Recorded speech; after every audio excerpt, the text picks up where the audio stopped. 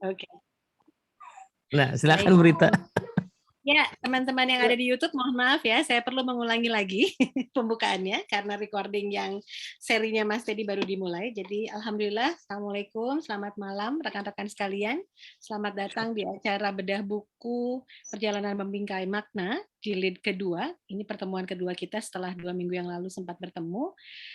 Mudah-mudahan dalam keadaan sehat walafiat, dan saya malam hari ini diberikan delegasi khusus sama Mas Haji untuk buka dan langsung mulai dengan Mas Teddy. Tapi sebelumnya kita belum berdoa sih Mas tadi karena nunggu Mas yang lagi minum. Itu benar. Jadi yuk sebelum kita mulai kita berdoa dulu. Mudah-mudahan acara hari ini diberikan kelancaran, kemudian kita juga selalu diberikan kesehatan dan keselamatan, dan juga kebaikan sinyal mudah-mudahan ya sampai berakhirnya program langsung. Jadi tidak serak-serak sinyalnya. Yuk boleh membaca doa sesuai dengan agama dan kepercayaan masing-masing, dipersilakan. Bismillahirrahmanirrahim.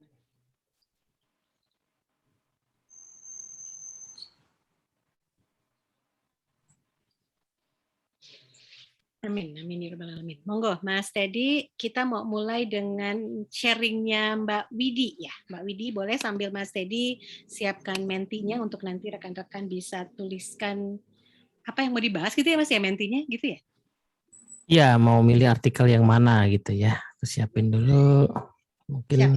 Yuk, Mbak Widi boleh sharing dulu. Adakah yang ingin di-sharingkan Mbak hasil baca buku kuning? Buku kuning. Terima kasih Rita sama Mas Teddy. Saya mulai dari bab pertama. Waktu baca bab pertama itu kan masalah yang diangkat tuh kan kayak pembelajaran gitu. Terus saya jadi teringat waktu masa-masa kuliah dulu. Waktu di kelas kan dapatnya teori. Terus waktu kita praktek itu terkadang teori itu nggak sesuai dengan praktek itu nggak sesuai dengan teori yang kita dapat. Kadang-kadang menyimpang, kadang-kadang juga jarang dipakai. Terus kalau pas tanya dengan senior juga pengalamannya beda-beda semua. Teringatnya sih di situ. Terus yang kedua masalah hipnotis itu kan sempat diceritakan masalah tepuk. Ternyata di Bali juga ada pernah orang tua di kampung saya itu bilang kalau ada orang baik itu saudara, teman, kalau dia menepuk, tepuk balik seperti itu. Oke, seru nih Mas nih. Kalau ditepuk, kalau ditonjok balik. Suka, saya demen yang begini. Sesuai dengan teori di sini kan katanya biar nggak gitu. Tapi kalau di Bali itu kan percaya dengan yang namanya magic-magicnya gitu. Jadi kalau ditepuk, tepuk balik ya Mbak, biar nggak kehipnotis gitu maksudnya? Hipnotis ya. Oke. Ini mudah-mudahan bisa terus diingat ya. Karena kadang-kadang kita kan suka refleks ya Mas ya, karena tidak fokus. Jadi begitu ditepok, kita aja bengong gitu. Nah ini berarti tepok, ingat ya. Refleks silahkan dilatih, nanti kalau kurang bisa kita latihan sama Mas Haji sambil main golok ya. Tapi kalau udah pegang golok sih saya yakin gak ada yang berani nepok sih sebenarnya. Ya tadi saya yang pertama itu insight yang mana ya? Bu? Yang pembelajaran. Soal teori tadi yang mana sih? Bab pertama yang masalah berguru itu. Kan bab pertama itu saya ngambil kesimpulannya teringatnya ke sana. Gitu sih. Okay. Masalah waktu di kampus itu kan kayak waktu di kelas itu teori dapatnya apa, tapi pas di praktek itu berbeda. Apakah itu karena pengalaman kita waktu latihan itu, apakah menyangkut dengan latihan atau bagaimana frekuensi latihannya? Iya.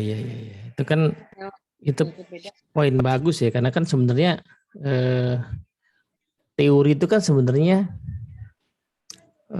apa namanya istilahnya tuh, penyederhanaan ya dari berbagai kejadian yang kompleks kan.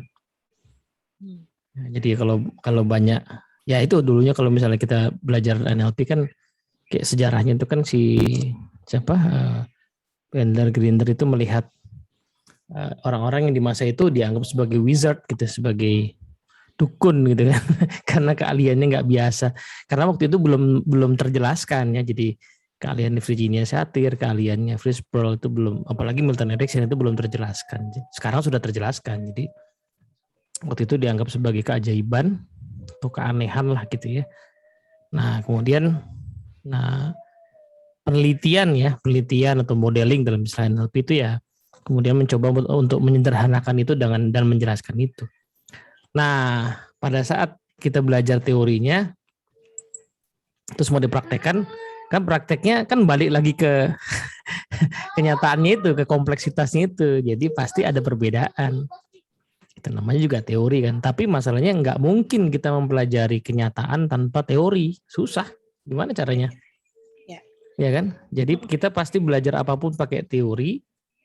Cuman harus sadar bahwa tiap teori pas dipraktekkan pasti perlu penyesuaian gitu. Nanti balik-balik kayak change model ya Mas. Terus kalau aku jadinya begitu tadi Mbak Widi cerita, mungkin lebih nangkepnya gini. Ketika ada perbedaan antara teori dengan kenyataan, justru disitulah muara riset itu berada gitu ya. Jadi kita mau terus mengembangkan kan, meriset. Kalau ingat bahasanya Mas Teddy kan, research itu kan berarti mencari ulang gitu ya Mas, menggali makna. Ketika dulu aku lagi di coaching sama Mas Teddy maksudnya. Jadi kalau ada perbedaan yang terjadi di lapangan, kemudian daripada teori yang memang kita sudah sempat pelajari, justru disitulah kita jadi ingin menggali kan, kenapa ada gap ini, kemudian apa yang perlu kita buktikan gitu dari si teori yang ada, kemudian kondisi yang ternyata terjadi di lapangan, apa yang bisa kita temukan, justru kita jadi belajar, kayaknya gitu kali ya Mas, ya justru hikmahnya terjadinya perbedaan-perbedaan itu supaya kita terus belajar kayaknya. Iya kan lucunya orang bukan begini, saya mah nggak suka teori langsung praktek aja. Itu aneh. Karena pas kita praktek kita pasti pakai teori. Cuman teori kita gitu. Betul. Jadi saya suka geli aja. Cuman ya nggak mau cari ribut, kadang-kadang geli sama orang yang bilang bahwa saya emang nggak pakai teori, saya mah dari pengalaman lapangan aja. Nah pengalaman lapangan itu teori. Teori yang datangnya dari pengalaman. Nah, tinggal masalahnya kan begini. Apakah pengalaman lapangan beliau yang 30 tahun itu, anggaplah begitu ya, itu bisa digeneralisasi nggak ke situasi orang lain? Kan belum tentu. Ya kan, anggaplah misalnya ada teori penjualan dari Joe Girard. Joe Girard nih legend lah ya, penjual salesman mobil, punya rekor menjual 6 mobil per hari selama 13 tahun berturut-turut.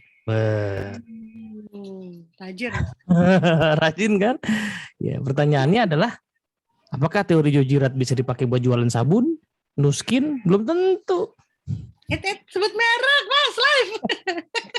belum tentu maksudnya, belum tentu. Iya, belum tentu. Buat jualan mobil bisa, tapi buat jualnya belum tentu. Dan apakah cocok buat kondisi mobil sekarang? Belum tentu juga. Iya. Pada masanya itu bisa gitu ya Mas. Pada masa 13 tahunnya dia maksud.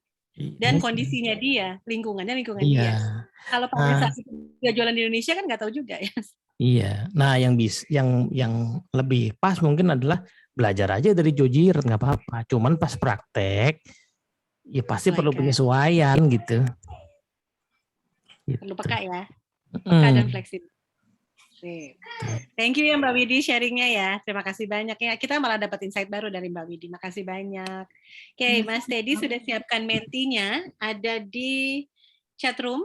Silakan boleh diklik kira-kira mau bahas artikel yang mana gitu ya Mas.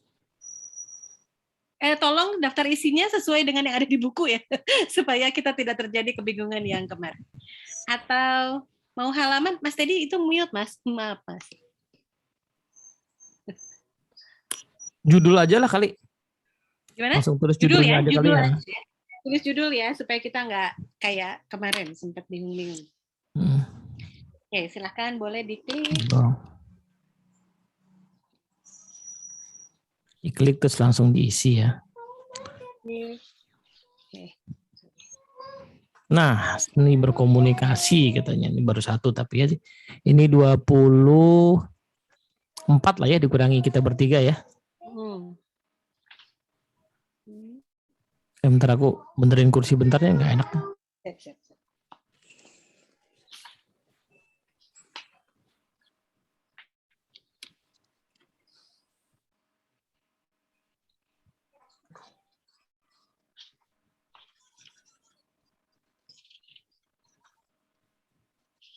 Kok baru satu? Cuma satu orang yang ngeklik Mas Ken. Iya kayaknya nih. Yang lain. Nah, alhamdulillah. Hidup cuma satu kali. Ada 2 nih Bu Rita. Para pencari ilmu. Jangan-jangan beda-beda semua nih, nggak ada yang sama nih Bu Rita. Ini mah cap cip cup aja nanti kalau gitu. Berpura-pura dengan sungguh-sungguh tuh, jendela pikiran. Hidup cuma satu. Oh, nih ada yang mirip lah ya, para pencari ilmu. Ya. 2 ya. Pencari ilmu ini tulisannya siapa ya? Para pencari ilmu kayak Mas Edi. Aku jendela pikiran. Rita nih nggak ada. Aku ngutip Jiddu Krishnamurti mah nggak ada. Mana? Ih, Mas Edi, halaman berapa? Sorry. 43. 43. Para pencari ilmu. Tuh ya gue. Aku. Siap. Mana ada aku ngutip David T. Freeman ya kan? Jiddu Krishnamurti mana ada aku ngetip itu. Oke, baiklah. Tapi seni berkomunikasi gede, Mas Teddy itu. Memang iya. Kayaknya sih ya. Ini berkomunikasi tuh. Alhamdulillah. Iya. Mana ya? Halaman 66. Oh, 66. Oh, banyak maksudnya. Oh, banyak. Jadi iya, seni mana berkomunikasi tapi? satu seni berkomunikasi itu satu bendelan. Jadi. Waduh. Enggak, sebenarnya itu jadi banyak ya, Mas. Itu kan kumpulan. Iya, makanya. Yang mana nih? Tuh, baru 6 tapi Bu. Tinggal 2 ini kayaknya. Cartesian coordinate, jendela pikiran. Think of the box dengan ya seni berkomunikasi nih bukannya Bu. Oh, jendela pikiran tuh nambah tuh. Jendela pikiran niku sopo? Aku Mas. Aku lupa. Halo? Ya, halo. Halo. Jendela pikiran halaman 200. Aku itu Mas. Oh, pasti berita nih pasti. Oh, selamat pagi dunia. Ya, berita banget ini pasti. Gitu Bang. Oke, NLP untuk menikmati hari ini. Oke, think out of the box, hidup cuma satu. Kayaknya 3 inilah Bu kali Bu. Mulai ya, ya. para pencari ilmu, jendela pikiran sama nah ini seni berkomunikasinya berarti kita bahas ini Mas, ILC modul 2. Karena yang dipilih satu gitu. Semua. Kayaknya nih artikel berita semua nih agak lebih menarik kayaknya tuh berita nih. Nah, para pencari ilmu tuh Mas. Ya, bukan dong, tadi kan Jiddu Krishnamurti mah nggak mungkin saya dong. Lagi ya, benar ya? Iya. Wes itu dulu deh, coba. Ada. Mas. Yang mana? Itu para pencari ilmu dulu. Kenapa aku jadi kayak di ini ya? Ntar dibaca lagi ya. Bentar kayak mau ujian skripsi ya. Harusnya tuh dibaca dulu sehari sebelumnya. Ya, tolong dijelasin Bu. Aku aja deh yang. Ya, boleh. Coba ini ya, mungkin ambil poin-poin lah ya. Jadi kutipannya dari ini nih, Jiddu Krishnamurti. There is no end to education. It's not that you read a book, pass an examination, and finish with education. The whole of life from the moment you are born to the moment you die is a process of learning. Nah, gimana nih Bu? Kenapa ini dibuka nih, Bu Rita? Dengan begini. Oke. Atau kenapa tiba-tiba gitu loh? Ini masuk bahasan dia. Nulis ini ya? Gitu. Kenapa nulis ini ya? Oke. Sebetulnya ini ya ini ya. Penikmat aksara saya mute ya, soalnya bersin-bersin kasihan nanti. Lempar dropletnya ke sini gitu loh. Bisa kali. Oke. Jadi ini dulu ditulis lagi seneng banget. Jadi sebetulnya ketika dulu baru beres belajar ini sebenarnya ya. Jadi lagi baru beres belajar coaching. Oh iya. Kemudian lagi rajin-rajinnya challenge-nya Mas Teddy untuk menulis di grup NLPS Writers gitu ya. Kemudian teman-teman di Bandung juga lagi senang namanya PG. Kan zaman dulu PG bisa ketemuan ya. Ketemuan di mana aja, kapan aja. janjian gitu. Nah, kemudian di situ dapat satu pemahaman bahwa pembelajar seumur hidup itu nyata banget ya gitu di depan mata. Maksudnya bahwa kemudian aku ngelihatnya, bahkan Mas Teddy gitu yang sudah menulis di Art of Enjoying Life, yang mendirikan NLPS ini saja, selalu mau meluangkan waktunya untuk pulang berlama-lama ke Jakarta dan stay di Bandung lama-lama sampai ngejar travel jam paling akhir untuk kemudian PG bersama teman-teman. Ini awalnya dari situ Mas tadinya gitu. Jadi aku melihatnya sih seluruh peristiwa yang ada di komunitas ini pada saat itu 2017 itu anget-angetnya banget gitu ya. Benar-benar belajar dan akhirnya ini aku udah beres nih S2 aku juga udah beres. Cuman aku ngerasa bahwa ternyata beres S2 itu bukan beres segala. Yang itu ya, yang kumlot-kumlot itu ya. Lah, gitu bisa aja. Kan Mas banyak yang ngomong. Jadi maksudnya adalah kemudian ketika kita ngerasa tahu, ternyata semakin kita belajar, kita semakin tahu bahwa kita belum tahu gitu kan. Itu satu. Kemudian ada omongan Mas Teddy itu yang aku highlights ya. Dicatat ya, kalau lagi belajar itu dicatat. Kemudian untuk mengikat pemahaman kan, dicatat kemudian dibagi. Ini ketika Mas Teddy men-challenge aku mengajar di kelas first esensial yang rasanya luar biasa redeknya gitu karena panas dingin ya. Biasanya kan setiap ada esensial itu kami para pengurus chapter hadir aja karena senang bisa silaturahmi dan dapat ilmu lagi gitu. Kami ngedenger lagi for free karena pengurus ya, for free ikut duduk, ikut belajar bareng. Tiba-tiba di challenge sama Mas Teddy, yuk jadi fasil juga gitu. Jadi fasil juga di esensial. Nah tapi di balik ndredeg itu kan Mas Teddy akhirnya coaching aku ya. Waktu itu aku di coaching. Apa yang bikin deg-degan gitu kan sebetulnya apa?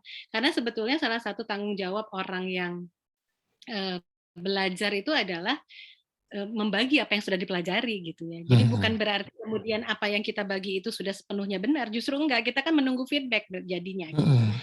Akhirnya itu yang aku bold, para pencari ilmu gemar mencatat dan berbagi, jadi kita catat semuanya yang dari ilmu yang dari guru, dari belajarlah buku-buku, aku dapat sumbangan banyak sekali buku dari Mas Aji ya. Jadi Mas Aji lagi beres-beres kemari pada saat itu, dihibahkanlah sama murid-murid yang ada di Bandung, belajar lagi, semakinlah tahu, kalau nggak tahu gitu ya, karena ternyata yang dari esensial itu cuma segininya, karena udah dapat dikompres gitu kan. Oh ternyata masih banyak lagi yang aku belum tahu, dan perlu diulang-ulang, yaitu PG itu ya. Semakin diulang, semakin paham. Maksudnya paham itu gini, oh dari experience tadi nih, kata Mbak Widi tadi gitu. Ternyata kalau berdasarkan pengalaman, apa yang ada di materi, kalau udah kita jalanin, insight-nya bisa kemana-mana gitu dan ternyata lebih dalam lagi. Ya Mas Aji, satu box lagi, jangan nggak usah ke yang baru-baru aja. Karena PR-nya banyak kalau udah dapat buku.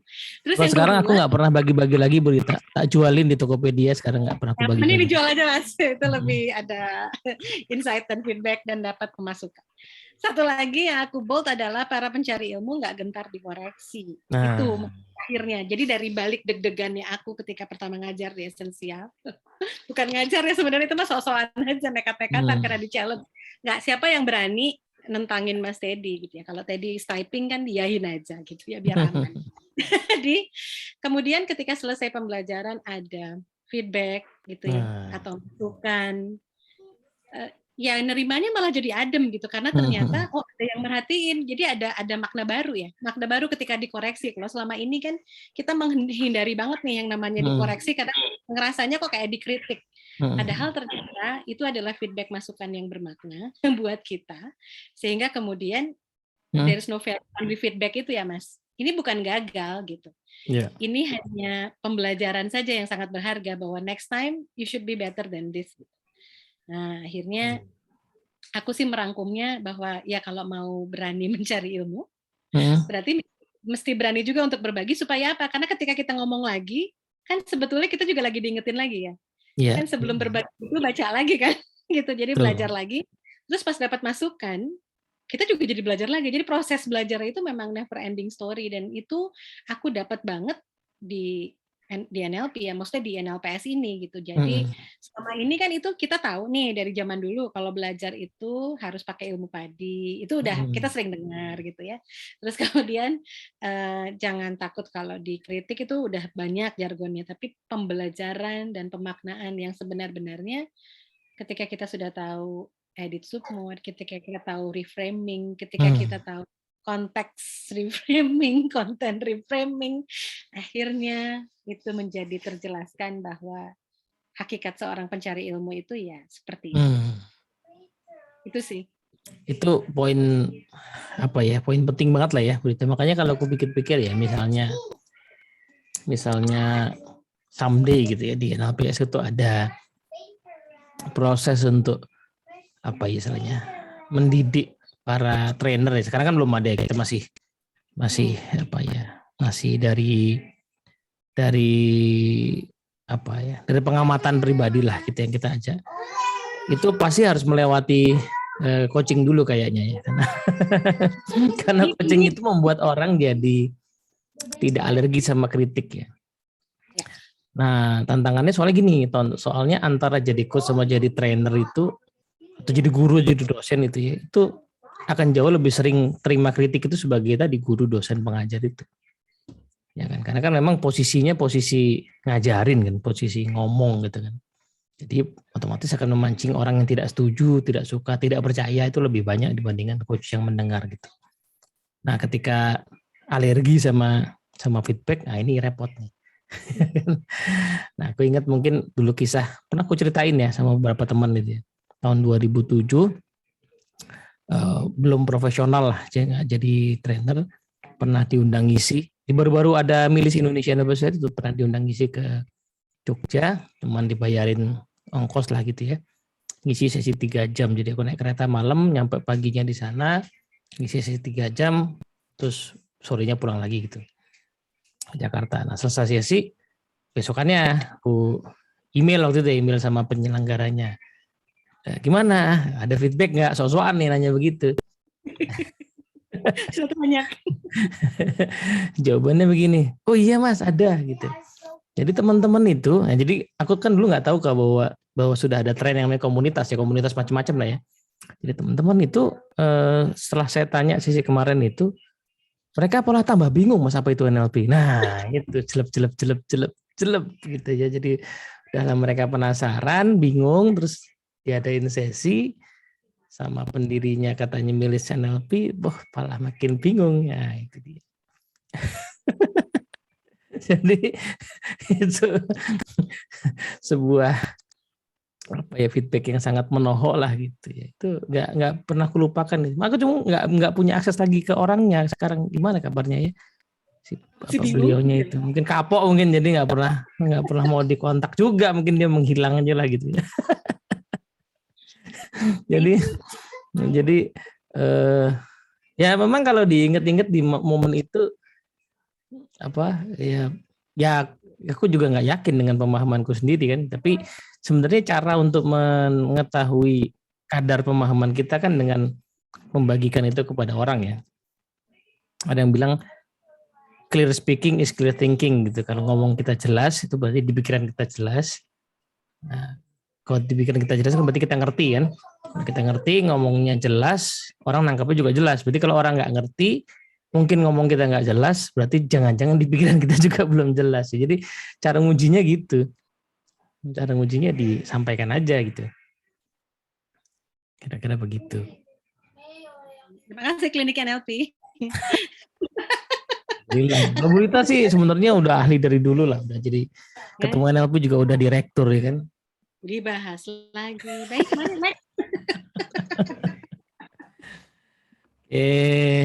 Baiklah. Kita yang kedua ya, coba ya kedua ya. Ada mau komen dulu nggak tapi? Nah iya. Sebelum boleh. Bahas yang kedua kan kayaknya jendela pikiran ya kayaknya. Kita coba. Burita. Jadi ini sebenarnya malam bersama Burita sebenarnya ini. Nggak juga, seni berkomunikasi masih diajak. Gua ada yang mau komen-komen dulu soal tema tadi, tema para pencari ilmu ya. Para pencari ilmu. Clear speaking is clear thinking inside. Clear speaking itu nggak harus speaking ngomong lah ya, bisa juga nulis ya. Jadi kalau tulisan jelas itu berarti pikiran kita jelas. Jadi kita bisa menguji kejelasan pikiran kita dengan menyampaikan lah tulisan atau menyampaikan yang ngajarin, itu bisa mengukur kadar pemahaman itu. Nah, makanya ada sebagian orang yang kok bisa ya ngomong dibayar gitu, ya kan? Karena nggak semua orang yang tahu ilmunya beliau itu bisa menyampaikan kayak beliau gitu, nggak semua orang. Sederhana lah gini, dulu kan saya terkagum lah sama Pak Mario Teguh ya. Dalam waktu 1 jam kok bisa menyampaikan sekian banyak kalimat yang padat gitu loh. Yang hampir semua quotable kan. Kalau nonton Golden Way itu kayak semua kalimat itu quotable gitu loh. Nah, anggaplah kita nonton 1 episode aja. Terus kita mau manggut-manggut. Terus habis itu suruh udah nyampein. Pasti nggak kayak gitu. Beda ya. Pasti nggak kayak gitu pasti. Kalau aku coba ngomong kayak Mario Teguh, terus langsung semua orang pada pergi. Apaan sih ini orang? Nggak usah ngomongnya Bu, ininya apa kayak kalimatnya aja. Katanya aja ya. Sampaikanlah kalimatnya kayak gitu. Pasti nggak kayak gitu. Gitu. Makanya dulu setahu saya itu bayarannya Bila itu kan jam bukan hari. Kalau saya kan masih dibayar harian yang namanya main days kan. Dia kan main hour kan. Karena ya itu. Karena hitungannya jam, bahkan mungkin menit gitu. Kalaupun kita bisa ngerekam gitu, ambil aja quote-quote-nya terus cobalah sampaikan, pasti nggak kayak gitu efeknya. Nah, makanya beda bayarannya gitu loh. Karena itu, karena kejelasan pikirannya itu ya tergambar, tercermin di kejelasan kata-katanya. Pak Nano mau ngomong nih? Monggo, Coach Nano. Enggak. Nah, itu gitu, Mas. Sampun. Nah, itu aja, Pak. Ada lagi nggak, Pak? Coba Pak, niruin nah itunya aja nggak gampang loh. Coba. Bisa gitu, efeknya nggak sama kan, kita niruin nah itunya kan nggak sama efeknya sama Pak Mario kan. Nah, itu. Ini mohon maaf ya, saya nggak bermaksud membandingkan ya, tapi kan di Indonesia itu ada muridnya Anthony Robbins lah ya. Cukup banyak kan ya, murid Anthony Robbins. Nah, saya lebih dulu nonton video atau apa dulu murid-muridnya dibandingkan Anthony Robbins-nya, karena kan dulu belum ada YouTube ya. Nah, begitu saya satu kali pas awal-awal belajar tapi nemu bukunya Time to Change kalau nggak salah. Yang nulis tuh Richard Bandler, tapi biasalah dia pasti diketikin orang gitu ya. Nah, terus di lembaran persembahannya itu dituliskan begini, for the genius of our time, 2 orang dia tulis, satu pasti nggak kenal lah ya, Moshe Feldenkrais ya, satu lagi Anthony Robbins. Saya tuh penasaran, masa sih Bandler meng-acknowledge Anthony Robbins sampai di apa halaman persembahan gitu kan? Karena waktu itu belum pernah nonton kayak apa. Yang saya tahu ya murid-muridnya which is yang gitu-gitu kan ya. Nah, terus ya sekilas kalau kita nonton Anthony Robbins memang banyak begitunya, banyak yang wah teriak-teriak gitu. Tapi kalau coba deh nonton yang di ini aja, yang di Netflix tuh yang I'm Not Your Guru gitu misalnya. Beda wes. Anthony Robbins tuh belum ada yang bisa niru di sini. Di luar lonjak-lonjaknya banyak yang bisa niru, tapi ketika dia let's say apa ya, nerapi orang gitu yang gitu. Wah, itu enggak sembarangan itu.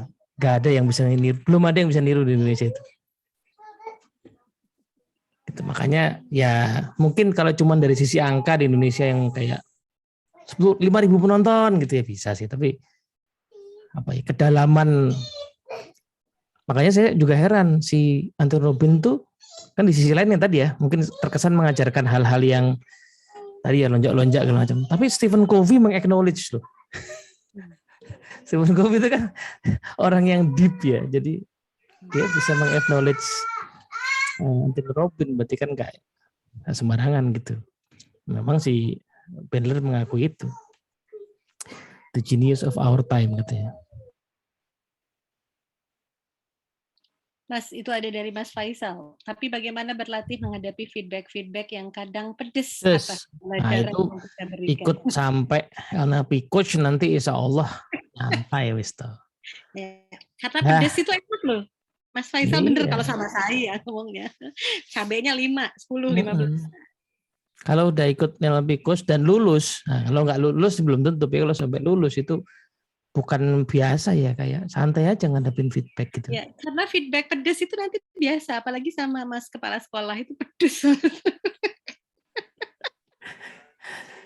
Saya tuh kadang-kadang gini, kalau akhirnya ya dapat satu mindset soal feedback ya. Kenapa nggak berani ya? Kenapa misalnya pas lagi dapat feedback yang kurang mengenakan itu lama-lama jadi nggak berani lebay gitu. Karena sangat sering aku akhirnya malu. Ini aku cerita ya. Udah pernah aku ceritain ke beberapa orang lah. Setahun lalu aku dapat klien ya di kantor yang wah ya Allah, dari mulai pertemuan pertamanya itu saya presentasi perkenalan pertama dipotong, disuruh berhenti. Jadi disuruh berhenti presentasi pertama kedua sampai yang presentasi ketiga itu aku nggak mau lagi diajak. Kan masih jualan nih, aku nggak mau lagi diajak, terus kamu aja orang lain aja, salesnya tak suruh gitu. Terus kemudian tiba-tiba jadi beli ya kan, jadi beli, waduh aku nggak mau ngajar gitu kan. Nah ternyata sih tim technical tuh bilang kayaknya cuma lu yang bisa deh. Nah terpaksa lah kita kan maunya di ini dulu, namanya istilah dry run ya, dry run dicobain dulu sama dia. Baru mulai 15 menit di stop. Padahal kita udah nyiapin seluruh sesi kan, di stop. Nggak bisa mas. Kebanyakan cengengesan kayak gitu ngomongnya tuh. Sampai apa ya kayak wah gitu. Singkat cerita ya udah jalan programnya gitu ya. Dan setelah program sesi batch pertama, orangnya udah nggak pernah datang lagi. Bukan cuma itu, dia ngelepas, dia ngendorse, dia ngundang kami di setiap kesempatan tender. Ada bahkan beberapa tender yang kita, aduh ini mau program apa sih, kita nggak bisa deh nanganin ini. Dia mohon-mohon kita untuk ikut. Please ikut dong, belum ada yang bagus nih gitu. Karena aku jadi malu ya. Maksudnya dulu saya ngomel, dulu saya ngeluh soal kelakuannya dia gitu. Tapi di belakangan kayak gitu. Sekarang tuh orangnya nggak pernah datang lagi kalau batch-batch berikutnya. Karena udah dilepas ya, udah percaya ya. Iya, jadi kayak, nah itu lama-lama kan aku jadi malu ya sama Allah gitu, kayak dulu kok lebay banget padahal di ujungnya. Nah itu loh soal feedback tuh saya suka gitu sekarang gitu, jadi mau gimana ya. Gitu Mas Faisal. Ya mudah-mudahan menjawab ya. Nanti yuk kita sama-sama ikutan sampai ke NLP Coach, merasakan dulu sesi 30 sesi. Kemudian ujian, lulus, dapat angka 3, 2 kali berturut-turut. Soalnya gini, menariknya belajar NLP coaching itu, kita sebenarnya nggak tahu kapan kita lulus. Iya sesungguhnya, sampai hari ini pun saya nggak percaya. Nggak ada momentum, kalau kuliah kan ada ujian skripsi, tesis gitu, ada momentumnya. NLP coaching itu sebenarnya nggak tahu, karena the moment teman-teman lulus, itu pasti sebelumnya udah kompeten duluan. Jadi misalnya pas, oh ini ada jadwal ujian gitu. Nah, oh iya udah lulus gitu. Tapi sebenarnya kompetennya itu pasti udah sebelum itu, udah pas latihan yang keberapa puluh itulah baru sebenarnya udah kompeten gitu. Baru ada kesempatannya. Jadi kita nggak tahu kapan sebenarnya kita lulus yang sebenarnya, dan itu menggambarkan betul kondisi belajar yang real ya. Belajar yang real kan gitu ya. Ini nggak ada titiknya gitu. Yang disebut dengan titik-titik belajar kayak ujian, lulus ujian, dapat A, itu kan semu. Kan semua. Dulu saya pikir saya ngerti Maslow gitu. Cuman kuliah, oh Maslow, hierarki kebutuhan gitu. Ya buktinya aku lulus kok waktu mata kuliah itu, kan berarti aku kompeten dong. Ya kan gitu kan ngerasanya. Begitu baca buku Maslow beneran, ya ampun. Nggak tahu apa-apa saya. Ternyata begini isinya ya.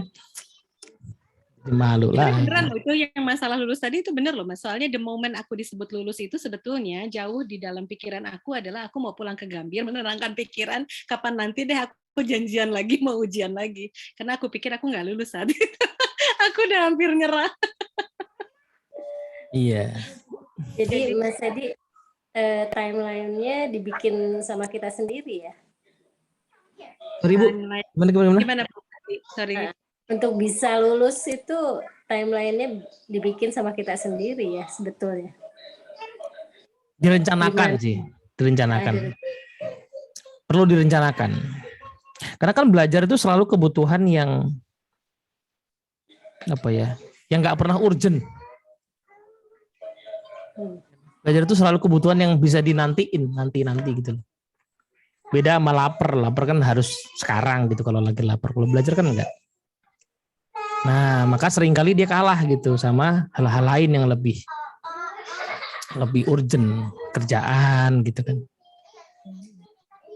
Nah, orang bisa belajar dari pengalaman kerja bisa kalau dia mengambil waktu buat belajar, misalnya refleksi, meneliti, bikin dokumentasi, report-reportnya dipelajari. Itu kan ya dari pengalaman sekian tahun ditulis, diapain gitu kan. Orang bisa belajar dari pengalaman, bisa, nggak harus kuliah. Tapi kan dia harus ngambil waktu juga buat nulis, buat mikir, buat merenung. Dia nggak bisa kalau hanya kerja aja gitu ya, nggak belajar. Belajar nggak pernah sesuatu yang urgent masalahnya, harus diluangkan.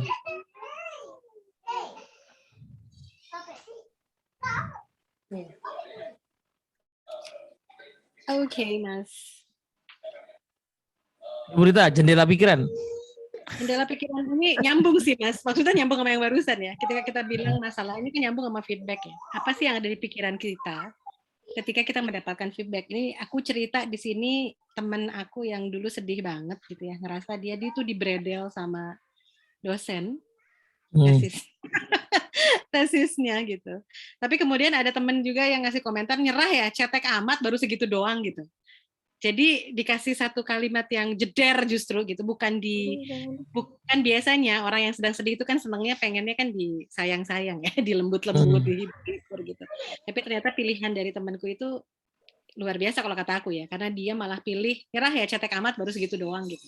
Itu awalnya dia nangis gitu kan, nangis, tapi kemudian diajak ngobrol lagi bahwa mungkin di Bredel itu justru sebetulnya membuktikan bahwa karyanya kita itu memang belum waktunya, pantas gitu. Belum pantas untuk disidangkan lah ibaratnya gitu ya. Jadi kalau dipaksain untuk dimajukan sidang, kamu tuh bakal habis satu gitu ya. Dan kemudian nggak lulus juga gitu karena hasilnya ya cuma segitu-gitunya.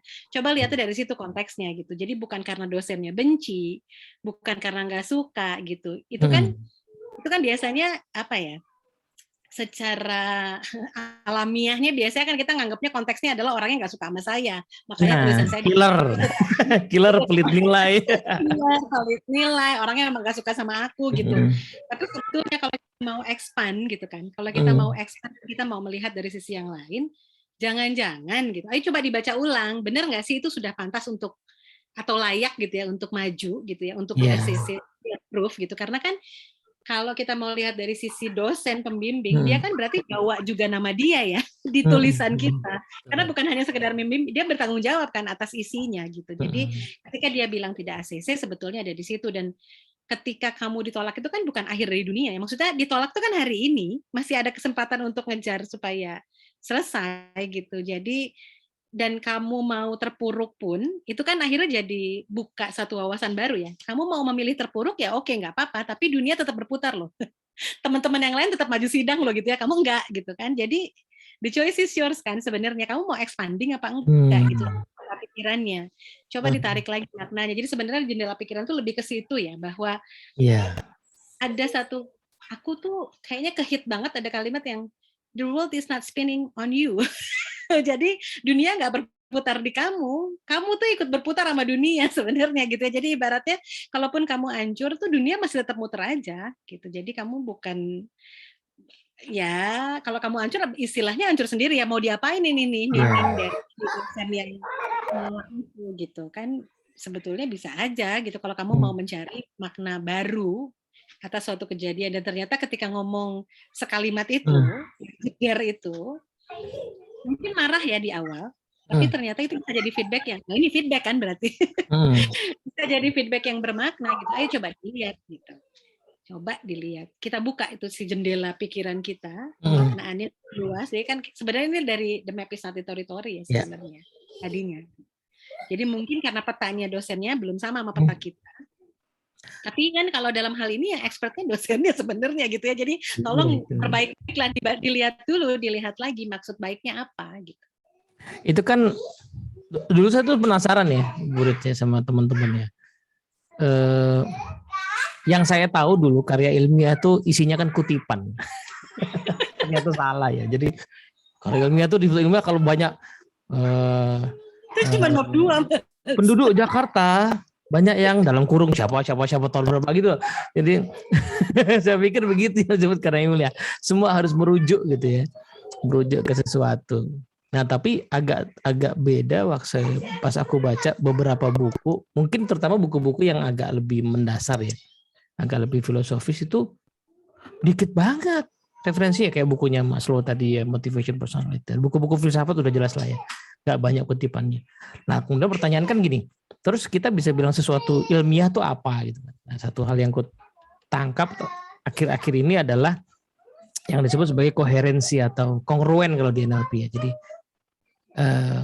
cara berpikir yang tersimpul gitu. Nah, the thing is banyak orang yang nulis kutipannya banyak tapi nggak ada simpulnya.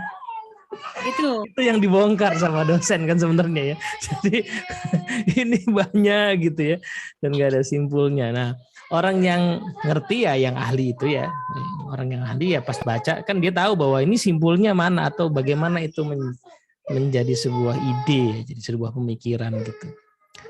Bukan semata-mata buat karya ilmiah, tapi kan nanti ya pada saat kita pakai keterampilan berpikir itu buat mengambil keputusan ya, problem solving kan. Ya, itu kan pola pikir itu harus koheren kan. Yuk kita keluarin budget buat buka cabang di Makassar misalnya. Alasannya apa? Nah, alasannya kan harus koheren nanti dengan akhirnya keputusan itu kan. Misalnya alasannya karena Makassar kota besar gitu.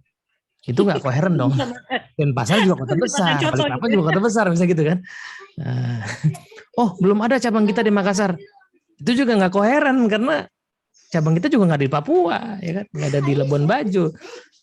Artinya harus dicari sesuatu yang make sense gitu ya, sehingga keseluruhannya itu masuk akal gitu, akhirnya jadi koheren. Nah, mau pakai data mau nggak pakai data ya pokoknya koheren aja gitu kan. Nah, itu yang dibongkar kan sama tadi, kira-kira begitu. Simpelnya tuh gini loh Mas, kalau dosen itu biasanya kalau lihat karya tulis ilmiah kan nanti mereka akan melihat apa sih research question-nya gitu kan, apa sih gap-nya kan gitu, dari teori, kemudian apa yang kejadian di lapangan, apa gap-nya. Research question-nya ada, tujuannya apa. Kemudian nanti dia kan bakal cari di bagian hasilnya. Hasilnya itu ngejawab nggak sama research question-nya. Kalau enggak ya tadi kata Mas kan nggak ada simpulnya, jadi hanya parade teori. Karena sebetulnya kan teori yang muncul di bab 2 itu semestinya keluar nanti di pembahasan. Ada hasil, ada pembahasan. Jadi ketika dibahas, ini inline nggak sih sama teorinya, atau justru memang membantah teori yang ada, tapi ada bahasannya gitu. Tapi kan kalau sekarang rata-rata biasanya para mahasiswa yang bermasalah dengan para dosen itu biasanya ketika sudah ketemu hasil langsung kesimpulan. Nah itu dia. Ada bahasannya. Yang lebih keren adalah ada kesimpulan meskipun nggak ada hasilnya. Nah itu kan keren banget. Jadi disimpulkan dulu baru ditarik datanya tuh ke belakang gitu kan. Nah itu. Tapi ketika bisa jawabannya dosennya gila begitu kan. Terutama di riset-riset kuantitatif itu bisa tuh. Ya nggak Mbak Nisha Tahya? Nah, aku banget katanya gitu ya. Dulu ada kakak kelasku tuh jago banget statistik lah. Dia namanya bertebaran di. Jadi dia masih S1 waktu itu, belum lulus bahkan. Namanya bertebaran di tesis dan disertasi orang gitu. Saking jagonya dia statistik. Dia bilang mau tak bikin signifikan berapa wis tuh. Dia bisa ngomong gitu loh kalau bisa dibikin signifikan ya. Bikin signifikan berapa wis tuh. Jadi saya tuh nggak heran kalau kemudian ada yang mempertanyakan hasil pemilu misalnya gitu. Aku nggak heran gitu ya. Memang bisa kalau mau bisa. Kalau mau memang bisa, it's possible gitu. Nah tapi ya balik lagi kan, kalau begitu dilihat konstruk berpikirnya pasti akan kelihatan ini koheren apa enggak gitu. Nah itu. Padahal kan nature penelitian harusnya jujur. Nah betul. Dan menariknya adalah pola pikir dalam riset itu sebenarnya dipakai dalam sehari-hari itu loh tadi, buat ngambil keputusan, ya. Beli atau enggak beli, go or no go, itu nggak harus pakai banyak referensi tapi harus koheren gitu. Nah problemnya kan kenapa kita berantem sama orang kan kadang-kadang pola pikirnya nggak koheren gitu. Aku nggak mau ketemu dia, kenapa? Dia suka nanya yang aneh-aneh gitu. Nah itu kan pola pikirnya nggak koheren kan? Ya kan? Orang suka nanya yang aneh-aneh, terus bikin kita nggak mau ketemu dia, itu kan nggak nyambung kan? Gimana logikanya gitu? Ya kan? Nah itu yang bikin masalah gitu. Padahal kalau pola pikirnya koheren, ya nggak jadi masalah itu. Dia mau nanya yang aneh-aneh, kayak mungkin memang itu kerjaannya gitu, bertanya yang aneh-aneh gitu. Ya. Oke. Gitu. Montir statistik tuh, iya. Ya, bisa dibikin katanya, tenang katanya. Semua ada jawabannya. Iya, bisa. Oke. Tapi kan ini aku konsultan statistik aku keren banget dia. Luar biasa. Mohon maaf ya, aku ini suaranya agak ramai mungkin karena saya lagi di kamar, ada 3 bocah. Nah, soalnya at the same time istriku kuliah di luar kamar, jadi ini momentum yang bersamaan ya. Kalau mereka tidak ribut di sini, mereka ribut di luar ya. Jadi itu lebih parah ya efeknya. Mending di sini aja ributnya. Oke, Mas. Teman-teman ada yang mau dibahas kah dari jendela pikiran? Kalau nggak ada, kita masuk ke seni komunikasi itu seluruh bab kayaknya. Apa gimana? Ini pertanyaannya seni komunikasi itu judul gimana? besar ya. Jadi seni komunikasi itu ada 10 tulisan. Iya, yang mana nih tepatnya nih mungkin ya? Ini kayaknya banyakan aku ya. Ya, aku masuk. Bu Rita yang mana? Melepas ikatan kayaknya nih Bu Rita nih. Melepas ikatan tentang penolakan. Yang mana kira-kira nih, peta bukan wilayah, lalu kenapa? Jika peta bukan wilayah, kenapa masih dipakai? Ya kan? Sama kepekaan indrawi. Betul, Cuma 3. Berita. Cuma 3. Mana yang mau dibahas? Ada yang ini dong, usulin dong di chat. Gitu. Komunikasinya yang mana ini? Good. Ini kalau materi 5 minggu lah ILC. Passing leading. Oh, Mbak Anisha nih, passing leading. Oke, passing leading. 75 ya.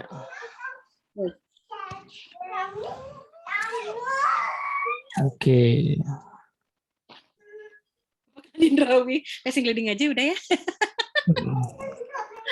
Ya, passing leading. Oh ini, jadi ini apa namanya ada dua pemicu lah artikel ini ya. Pemicu yang pertama yang saya ceritain itu orangnya namanya Beli Dewa tuh. Yang mudah-mudahan. Ini kan di paragraf ke-28 yang membawa. Jadi ini Beli Dewa sebelum aku kenal Beli Dewa. Jadi Beli Dewa itu sebagai observer waktu itu. Okay. Kayak mampir di kelas, terus tak jadikan subjek praktek gitu karena dia nggak bayar ya tak jadikan subjek kan masa udah dibuka di sini live loh. Aduh Beli, sabar ya Beli, Masya Allah. Tapi kan akhirnya dia itu kan aktif. Nah Beli Dewa itu waktu itu lagi eksperimen Bu Rita, materi NLP for teaching kalau nggak salah, for teacher gitu kalau nggak salah. Sosokan aja bikin. Gara-gara habis baca bukunya Robert Dilts kan, Robert Dilts yang dynamic learning itu. Terus kemudian ada kisah tentang orang yang menguasai 72 bahasa apa gitu kalau nggak salah. Ya, dan dia certified translator untuk berapa persen dari bahasa yang dikuasai, itu kan keren banget ya. Nah terus pembahasannya Robert Dilts, dia punya strategi mempelajari, bukan mengingat, mempelajari bahasa yang di pikirannya itu kayak ada coupling mungkin ya, atau karena setiap bahasa itu kayak punya satu galur atau satu paket sendiri yang nggak mungkin ketukar sama bahasa lain gitu loh. Nah seolah-olah begitu. Terus jadi mau insight-nya kalau kita belajar sebuah bahasa, katanya kita tuh perlu masuk utuh ke dalam bahasa itu, ke dalam cara bicara dalam bahasa itu. Nah eksperimennya waktu itu adalah ini, jadi Beli Dewa tak minta ngomong pakai bahasa Bali, terus pesertanya ada yang perempuan kalau nggak salah, perempuan, tak suruh ngikutin. Ya, jadi kita tak minta Beli Dewa ngomong pakai bahasa Bali satu kalimat dengan ekspresi yang sesuai dengan kalimat itu. Nah, Jadi ngomong misalnya, tapi ekspresinya sesuai dengan kalimat itu gitu ya. Nah, terus aku minta si peserta yang satu lagi untuk menirukan kalimat itu persis, kata-katanya, nadanya, dan gerakannya. Terus habis itu kira-kira maknanya apa? Nah, aku tanya sama si yang satu lagi ini. Dia bisa merasakan loh. Apalah, aku lupa kalimatnya, namanya juga bahasa Bali ya.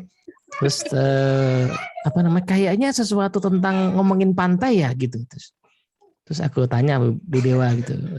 Artinya apa Bli gitu? Iya bener. Saya ngomong soal apa namanya? Kemarin saya habis ngelihat pantai yang indah gitu. Bahasa Balinya begitulah kira-kira.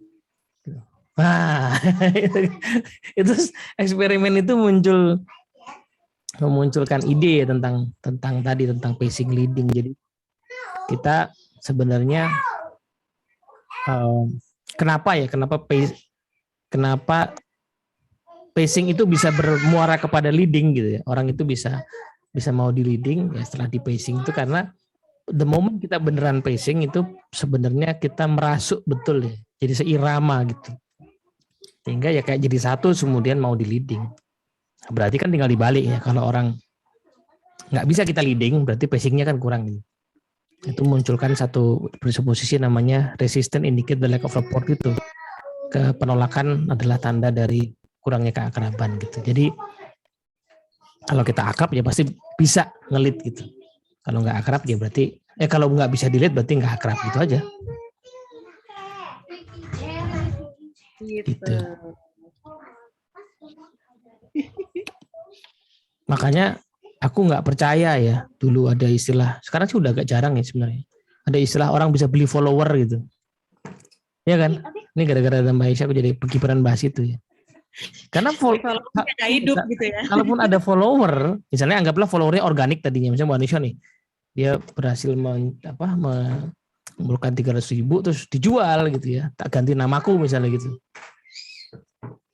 Pasti lama-lama orang pergi gitu, atau engagementnya turun karena kan ya nggak pacing lagi ya gitu kan.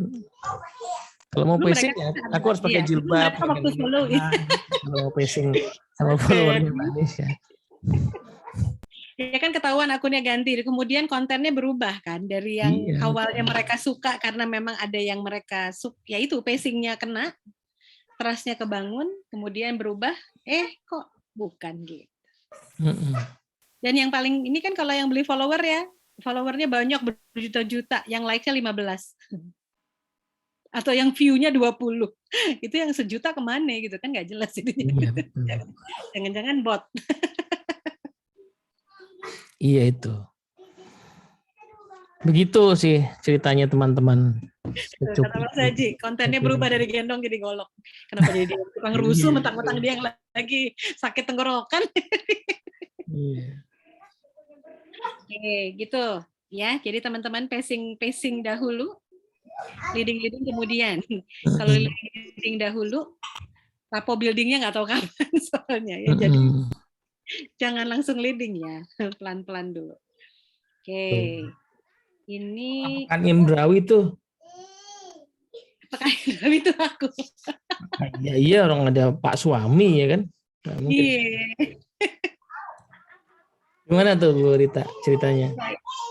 Itu awalnya iseng, jadi karena kan waktu latihan, nah ini yang beda ya, di esensial zaman dulu, esensial 2016 yang aku tunggu-tunggu, karena ikut yang pertamanya 2015 di Jakarta, kemudian 2016-nya itu mundur-mundur terus ya sampai setahun tuh aku belajar dulu personal excellence ya, berlatihnya personal aja dulu, makanya kenapa edit submod aja gitu ya, terus sama reframing, WFO, Secret of Excellence, terus-terusan dilatih karena baru ketemu esensial modul 2-nya itu tahun depannya baru ada kesempatan. Alhamdulillah kalau sekarang sih nggak pakai jeda, langsung jeder-jeder gitu ya maksudnya. Nah, begitu belajar sensory acuity itu ketika diam, suka iseng gitu. Jadi pada saat itu sambil nungguin, ada orang di depan tapi pengen tahu apa sih yang dia rasain, takut salah nanya kan. Kalau udah belajar modul 2 kan kalau mau nanya itu kan pasti tahu dulu ya.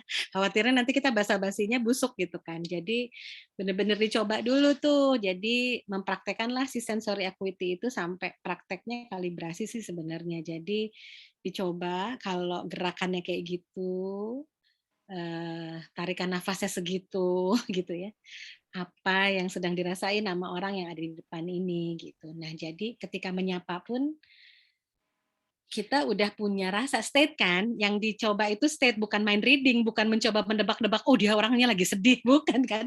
Karena kita tidak sedang mencari apa yang ada di alam pikir dia gitu, justru yang lagi dicari adalah state-nya. Nah, di cerita di kepekaan indrawi ini mau membuktikan, mau mempraktekkan presupposisi NLP yang you cannot not communicate, bahkan dalam keadaan diam pun sebetulnya ada sinyal komunikasi yang sedang disampaikan gitu. Nah, ketika state-nya mengalir, minimal ketika aku mau tanya itu kan sudah ada, kalau kita bilang empati kali ya Mas ya, empatinya mudah-mudahan sih memang sudah timbul gitu, bahwa ini rasanya nggak nyaman. Nah, jadi ketika bertanyanya pun kan nggak dengan gegap gempita bahagia ya, jadi nanyanya pelan-pelan, mencoba apa ya, kayak ada rasa tersambung nih gitu. Nah, di situ sih sebetulnya, jadi supaya nanti pas lagi ngobrol itu kita apa ya, frekuensinya kali ya, frekuensinya tuh jadi sama karena sama-sama lagi nunggu. Hanya bedanya aku kan ditunggu hanya kontrol kan, sementara dia ternyata ditunggunya kondisinya lagi operasi, lebih sedih ya kondisinya. Dan kemudian aku jadi ingat juga materi waktu pas lagi esensial 2 itu, yang sekarang sih kayaknya kita udah rada cutting off ya Mas. Praktek yang ini kan kita agak nggak ada nih. Zaman dulu 2016 masih ada. Jadi memang benar-benar berlatih kalau pendengaran dari pendengaran itu kita nggak boleh, kalau kata Mas Dedi dulu, aku inget banget, jangan sebut mobil lewat, tapi suaranya apa yang kedengeran gitu. Jadi ketika kita latihan ini ya, sensory equity, suara, sentuhan itu. Sentuhan. Jadi ketika yang suara itu kan kita diminta merem tuh ya, merem, hening gitu. Terus kita benar-benar mengamati ada suara apa. Jadi kita benar-benar bercerita suaranya. Jadi ada suara ngeng, mobil lewat sih sebenarnya gitu. Tapi kita nggak boleh bilang itu mobil lewat. Pokoknya ngeng suaranya gitu. Kemudian ada barang jatuh gubrak gitu ya, gubraknya gitu yang dilatih. Terus kita jadi peka juga ketika yang penglihatan kan Mas Edi itu sempat bilang, hijaunya hijau apa gitu kan. Kan daun aja kalau kita mau berlatih sensory acuity kan, daun di background aku aja itu ada macam-macam kan. Hijaunya itu macam-macam, nggak cuman sekedar bilang daunnya hijau. Tapi ada hijau yang mungkin slide ke coklat, ke kuning, ke merah gitu kan. Itu kan sensory acuity ya. Yang paling seru itu ketika berlatih yang sentuhan itu ya Mas. Satu orang merem, teman-temannya disuruh megang, terus suruh nebak gitu tadi yang pegang. Apa gitu. Jadi, nah aku mau bercerita bahwa ternyata dengan berlatih kepekaan ini, dan kemudian itu membuka akses ya Mas, membuka akses rasa tersambung, kalibrasi juga gitu. Minimal resiko ketika pacing ya Mas, ketika pacing itu bisa diminimalisir gitu, jangan sampai salah nada suara ya, jangan sampai gesture-nya juga salah. Ini orang lagi sedih loh, nanyanya jangan dengan muka yang terlalu bahagia gitu misalnya. Jadi ketika kita ngomongin matching mirroring itu justru dengan sensory acuity ini bisa klik, apalagi kalau yang misalnya parents ada masalah sama anak, istri ada masalah sama suami, kemudian guru ada masalah sama murid gitu kan, sebenarnya ini bisa, atau bos sama anak buah. Kalau sensory acuity-nya sudah terlatih, kita kan di petanya bukan dia kok ngomongnya bentak, bukan, tapi apa yang kita dengar itu diproses sebagai apa yang kita dengar gitu. Iya. Bukan judulnya. Dekat mungkin dengan kenyataan lah ya, bukan pakai penafsiran gitu ya. Jadi nggak mind reading ujungnya. Ini sih yang aku mau ceritain di sensory acuity itu indrawi itu ya. Kepekaan indrawi itu. Gitu. Ya latihan itu udah nggak ada lagi karena nggak cukup waktunya, itu yang pertama. Kedua, kadang-kadang nggak applicable kalau pesertanya nggak seimbang laki-laki perempuan ya, karena tadi itu ada yang sentuhan segala macam. Jadi harus laki-laki perempuan tuh kadang wah susah nih jumlahnya gitu. Jadi kita ganti dengan yang lain. Tapi itu poin bagus. Jadi kita bisa melatih sensory equity dengan menjernihkan indera lah, ya, mengkalibrasi indera. Jadi kalau ngelihat tuh ya, nah kadang-kadang kebiasaan ya, jadi pas ngelihat sesuatu tuh nggak ngelihat tetapi menafsirkan gitu. Ya. Nah itu kan susah tuh, ya kan? Kalau seringkali nggak melihat tapi langsung menafsirkan. Misalnya, bagus ya maskernya Pak Nano gitu, itu kan penafsiran kan? Bagus itu penafsiran. Daripada saya bilang Pak Nano pakai masker warna merah gitu. Ada garis putihnya. Kan kita nggak bisa ngomong gitu kan. Kita bilang, ih bagus ya, keren ya gitu. Jadi, nah kadang-kadang secara rutin mungkin perlu ya mengkalibrasi itu apa yang kita lihat, apa yang kita dengar. Caranya ya tutup mata aja, terus kemudian 1 menit aja. Kalau tahan ya, coba deh. 1 menit tutup mata gitu. Terus berlatih hanya mengenali suara tanpa menafsirkan suara. Ya. Itu challenging, tapi kalau rutin dilakukan nanti agak jernih lah pikiran. Karena pas biasanya awal-awal gini deh. Tuh suara anjingnya sih itu tuh. Nah gitu kan. Langsung menafsirkan, itu suara anjingnya sih. Suara anjing gitu kan. Ada Ya. Soalnya Nah, menariknya nanti pas kita pelatihan itu lama-lama ada suara sebenarnya jarang terperhatikan, dia kedengeran agak jauh gitu. Bukan malu halus ya, bukan. Itu hanya hanya karena jernih aja pikirannya.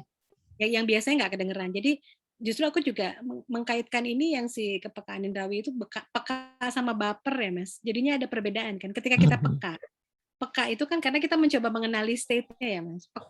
Kita peka dengan state yang dia rasakan sehingga nggak dibawa baper gitu. Oh dia memang nadanya naik mungkin kan kita coba alirkan kan ya. Oh nggak nyaman. Mungkin pada saat dia ngomongin naik itu rasanya nggak nyaman. Tapi bukan tentang aku. Kalau baper itu kan jadinya akhirnya dia yang lagi naik itu dihubungkannya selalu dengan kita gitu kan ya. Kok dia marah-marah sih? Aku punya salah apa? Padahal kan ini tentang dia ya. Dia yang lagi marah-marah dan belum tentu ada hubungannya sama kita. Tapi kalau baper kan bedanya sama peka ya. Kalau peka kan kita tahu bahwa dia sedang tidak nyaman. Sehingga kita akan berusaha untuk berhati-hati bicara sama dia. Tapi kalau baper, ada orang marah-marah, kita bawaannya yang aku amannya gitu ya. Dia emang aku nggak bisa marah. Kayak gitu ya Mas. Emang cuma kamu aja yang bisa marah, aku enggak gitu. Itu baper.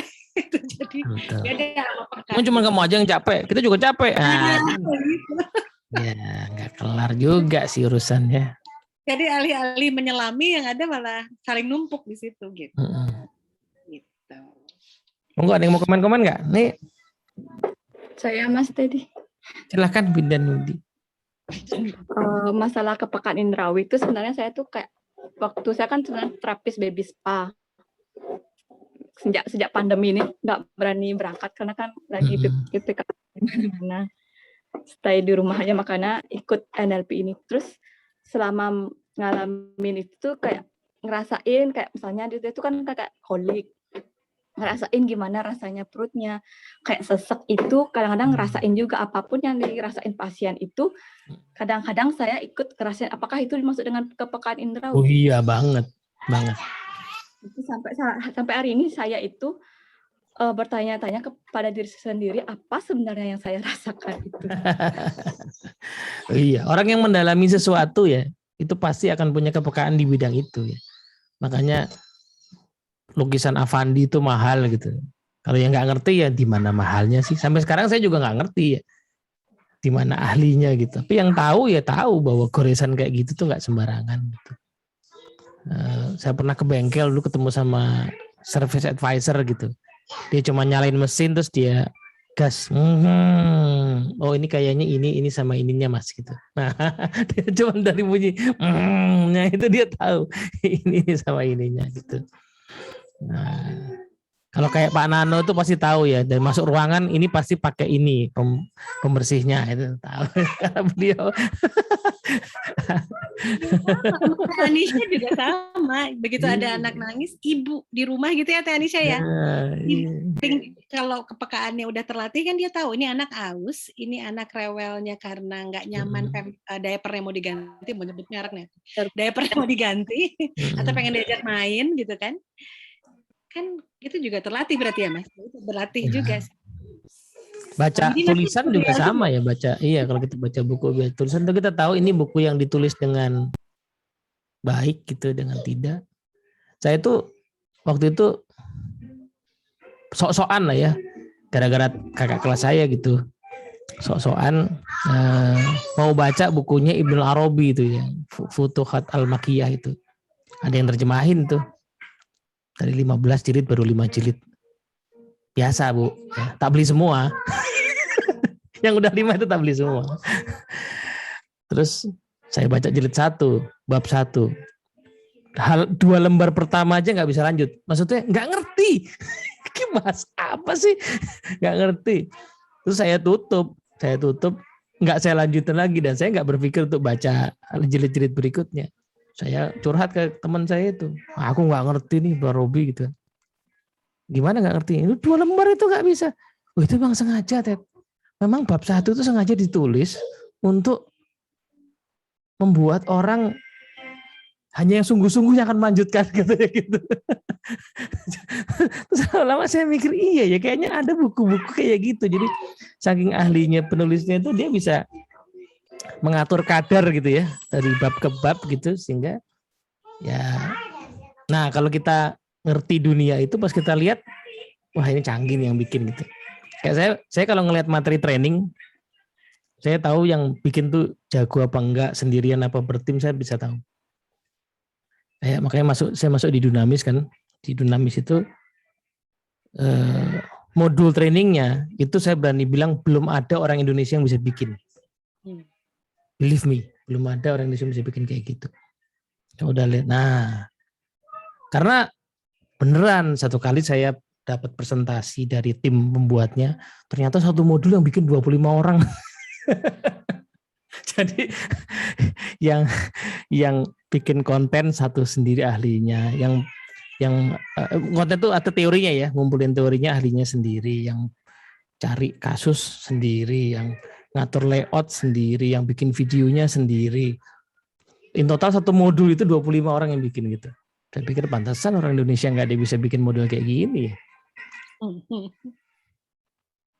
Gitu. Nah itu kayak gitu sih. Ya itu kan kepekaan Indrawi ya. Semua bidang pasti ngerti lah.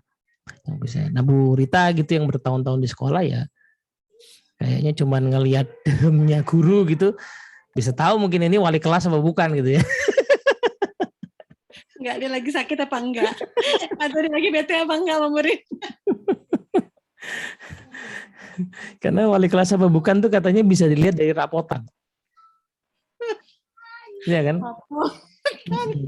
Kalau rapotan tuh kan ada tambahan seni ini kan, seni bicara secara firm, secara yakin gitu kan.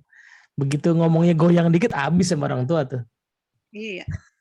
Jadi gimana maksudnya gitu ya? Iya gitu. Bisa apa belum?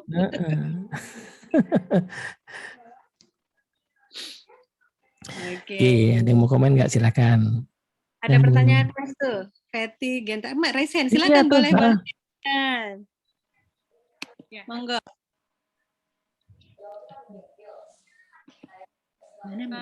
Jadi kalau misalnya saya di dunia marketing, kalau biasa kan berinteraksi dengan customer itu ketemu langsung. Jadi kalau misalnya lihat gayanya seperti misalnya dia duduk, saya duduk gitu kan ya, dia berdiri, saya berdiri gitu. Berusaha mirroring gitu. Cuman ketika sekarang di musim pandemi nggak ketemu customer, saya masih terus belajar gitu memahami bahasa ini orang tuh siapa gitu ya. Bagaimana golongannya. Jadi kan misalnya cuma lihat-lihat aja gimana perkembangan dia gitu. Apalagi misalnya kita ketemu customer yang kita nggak kenal gitu. Tapi saya masih mempelajari.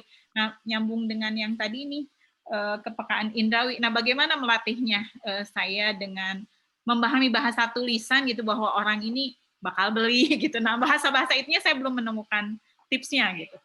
Terima kasih. Sama-sama, Feti. Nggak ahli penjualan, gimana jawabnya Ibu Rita ya? Ya, gini, ngelatih. Bentar, aku ketawa dulu sebentar. Maksud saya gini ya, kalau saya kan biasa dulu jualannya itu di pameran gitu ya. Jadi kan kamu langsung gitu ya. Jadi misalnya ibunya itu nggak dekat dengan saya gitu. Saya deketi anaknya, saya pegang gitu. Terus kan bisa dilihat ada anak yang memang enak dielus gitu ya. Dikasih, ada juga harus dengan dikasih mainan gitu. Pokoknya diajak masuk ke pameran gitu, hal-hal seperti itu kan dengan bicara, dengan elusan, dengan segala kita coba gitu. Nah dengan saat seperti ini yang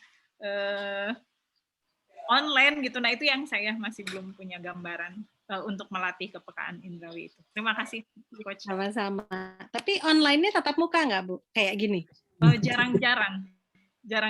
Walaupun kadang-kadang webinar, tapi tetap aja sih untuk mengelola yang mana nih prospek saya misalnya gitu. Itu saya sendiri masih terus berlatih gitu. Seperti itu. Apalagi untuk dengan bahasa tulisan. Sebetulnya ini materinya panjang soalnya Mas. Iya benar.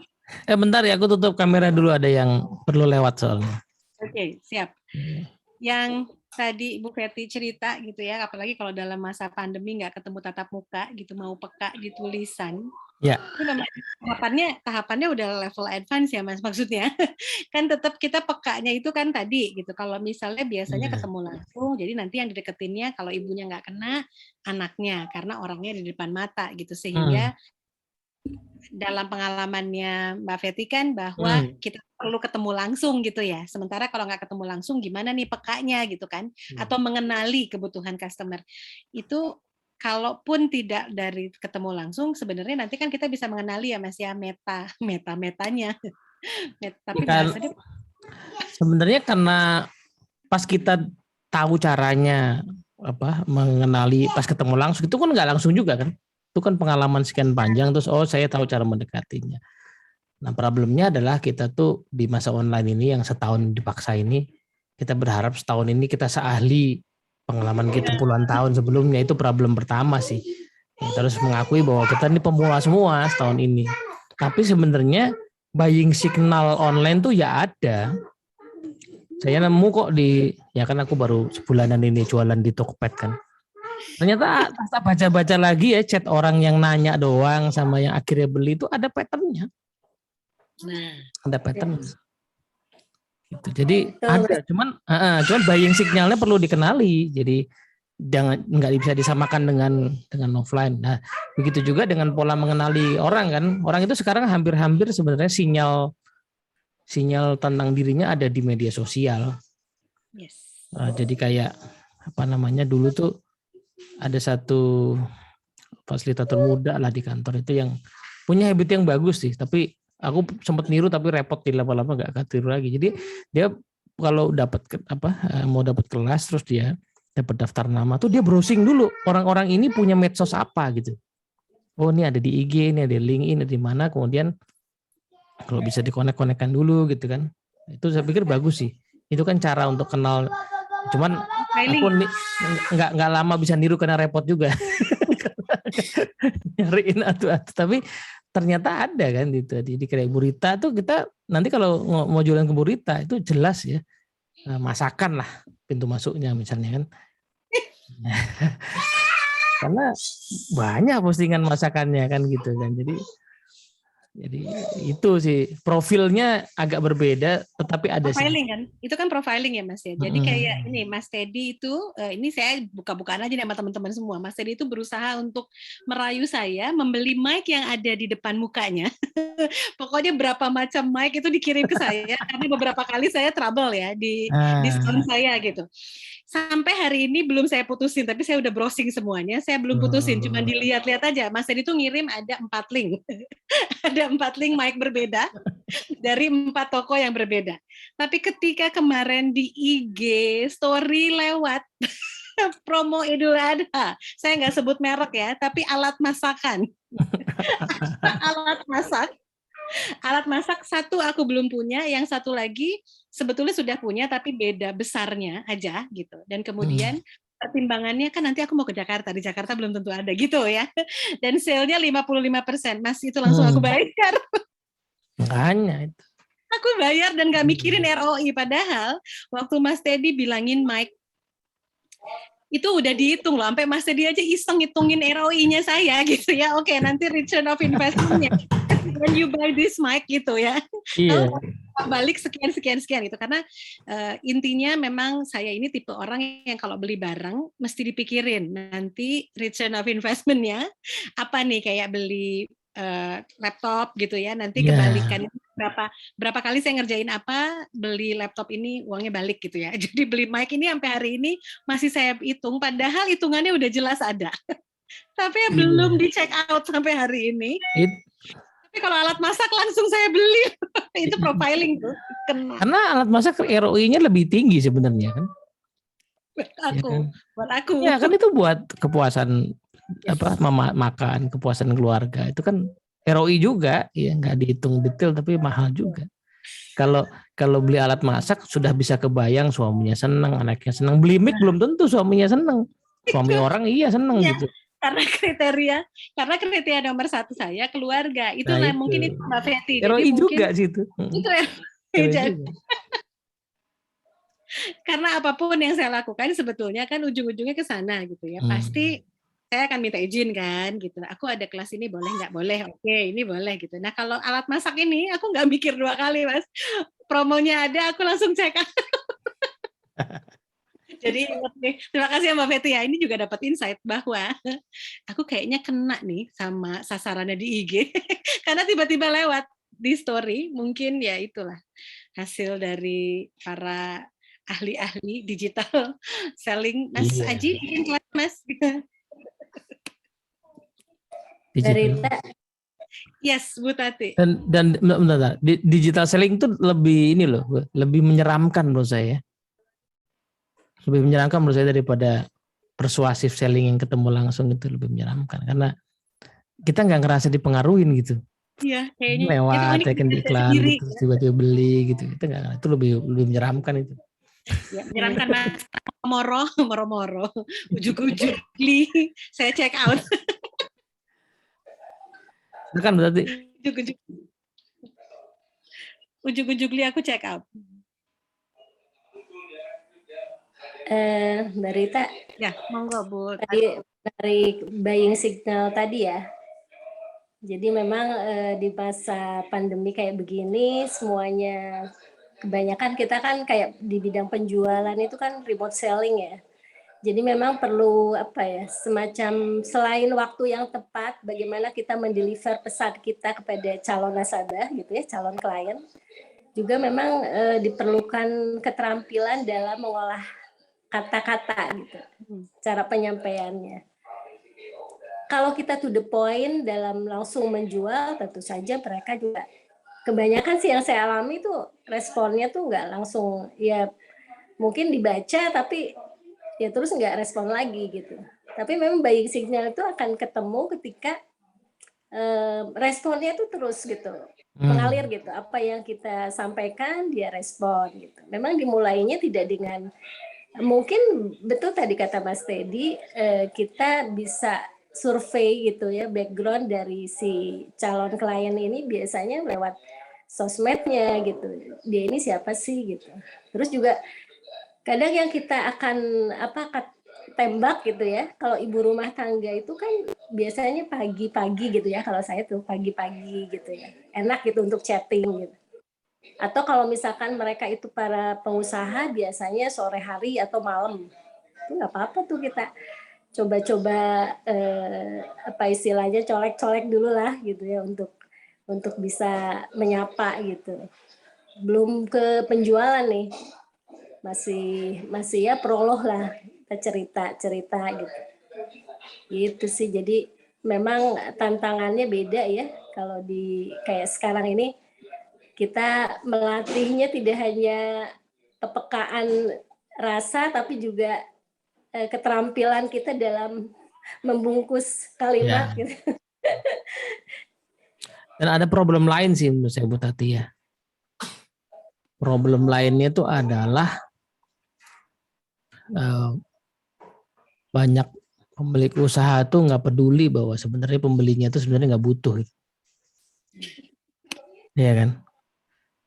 Ya, dia pedulikan tuh targetnya achieve gitu, tapi yang beli itu sebenarnya nggak butuh-butuh amat gitu. Nah, padahal orang itu kalau butuh ya beli gitu. Nah itu kan problem tuh ya. Jadi apa tuh ada istilahnya? Orang zaman sekarang itu katanya membeli barang yang tidak dia butuhkan dengan duit yang dia tidak punya. Ya, karena pay later. Pay later kan, dia belum punya duit, beli sesuatu yang tidak dia butuhkan gitu. Itu kan, itu jadi problem juga ya kan. Nah jadi akhirnya karena begitu ya, akhirnya effort kompetensi kita tuh lebih banyak dicurahkan untuk memastikan dia beli daripada memahami kebutuhannya gitu. Mm-mm. Mm-mm. Ya kan? Betul. Kan kudunya kan effortnya, keahlian kita, riset kita tuh kebutuhannya apa ya gitu kan. Nah, tapi akhirnya gimana supaya beli kan gitu kan, akhirnya jadi begitu, agak dibalik gitu. Ya kan? Ini Bu. Ya, Bu Febri silakan Ibu. Assalamualaikum, selamat malam semua. Nah, Pertanyaan saya, bagaimana kita tahu atau indikator umum ya bahwa kita sudah berhasil pacing dan kita sudah bisa leading? Itu saya pengen tahu nih, biasanya indikatornya apa nih, para coach? Kalau udah Indikator umum leading lah. berhasil ya, berarti pacingnya berhasil. Maksudnya enggak, kita tahu bahwa ini kita udah bisa leading gitu. Kan kadang-kadang ya tadi ya, pengalaman juga bahwa kita sudah masuk belum sih pacing kita gitu loh, sehingga kita bisa melihat. Karena kalau enggak kayak tadi, kita ngerasa saya udah oke dan lain sebagainya, ternyata enggak gitu kan. Kan bisa berantakan juga kan kalau masuk teori apa tadi jadi coach ya seperti itu. Ya. Gimana nih para coach Kalau yang sudah pengalaman? konteksnya ya Bu ya, kalau konteksnya sedang berbicara, itu biasanya nanti yang tadinya kita matching dan mirroring dia, lama-lama secara subtle dia yang sudah mengikuti kita. Biasanya ya Bu, kelihatannya. Maksudnya kalau secara physically, itu nanti dia mulai mengikuti juga gaya kita bicara, yang tadinya kita kan yang berupaya, tapi ini lama-lama dia juga sudah nyaman dan malah ngikutin kita. Kemudian ada sorot, biasanya kalau dari acuity itu, dari sensory acuity kita nanti lihat ada hangat ya Bu, ada kehangatan dari dia, kemudian dia mungkin badannya akan lebih condong mendekati, biasanya gitu ya Bu, kalau sudah kena sama kita, kalau sudah kena pacingnya kita gitu, kita sudah siap melid itu ketika dia sudah mulai condong, kemudian gaya bicara dia juga sudah mulai ikut ke kita gitu, itu kelihatan Bu. Atau kalau misalnya konteksnya lagi ngajar di kelas sama anak-anak misalnya Bu, yang tadinya kondisinya ribut banget, kemudian tiba-tiba jadi yang sunyi dan fokus kepada kita, itu artinya kita sudah berhasil melid mereka. Jadi pacingan kita sudah kena gitu ya. Jadi Terus observasi. Ini Ibu barusan saya ngangguk, Ibu ikutan ngangguk, ini Ibu berarti sebetulnya sudah kena pacingan. Iya, iya. Ya berarti karena kita lebih fokus, jadi kita lihat kalau orang sudah mulai fokus, ya sudah mulai ini ya.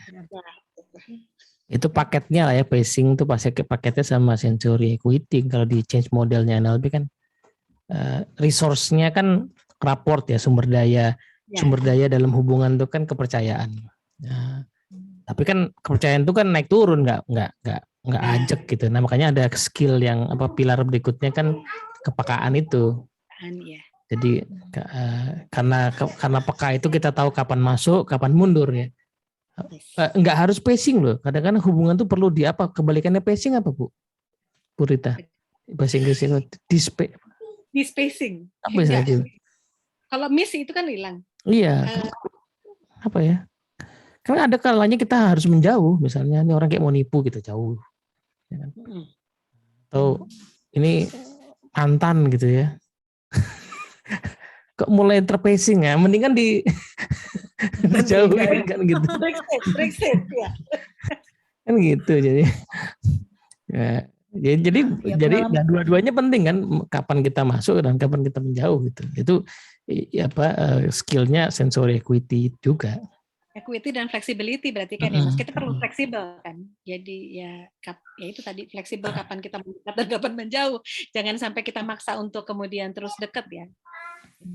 Kalau ada challenge ini masuk kelas-kelas yang katakanlah performance-nya dan ini adalah provokator semua, kita satuin jadi satu kelas. Karena kalau individual counseling itu puyeng juga ya kalau di company dimasukin satu kelas, waduh, boro-boro baru duduk aja udah teriak semua ya, belum ngomong nih masih duduk gitu. Itu saya pengen tadi karena ngikuti kelas ini lagi, oh ya kebetulan ada sesi ini nggak kebetulan lah, mungkin memang rezeki saya masih ikut ini. Nah itu kelas provokator ya, tadi belum ngomong kita udah disorakin gitu.